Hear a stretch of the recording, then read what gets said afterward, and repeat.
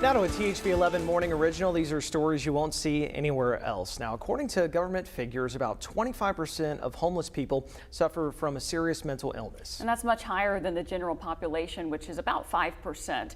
New this morning, Michael Aaron shows us how the Salvation Army of Central Arkansas is working to help clients get the care they need in our latest installment of Mind Matters. When you think of the Salvation Army, what comes to mind? For many, it's the bell ringing and the holiday help for families. In reality, we want to be a voice for the voiceless. It is so much more. And we want to give them a voice, and one way we can do that, be resource rich. Matthew DeSalvo is Director of Social Services for the Salvation Army of Central Arkansas.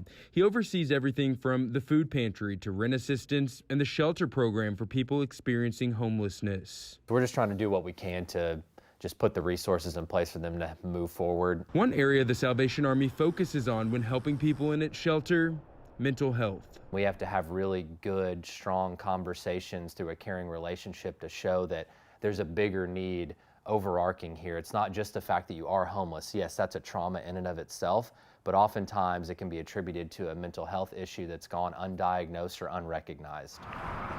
A community partner is helping diagnose and treat the Salvation Army's clients. It's an absolute godsend. Every week, this bus from the Centers, a nonprofit mental health provider, parks outside the shelter.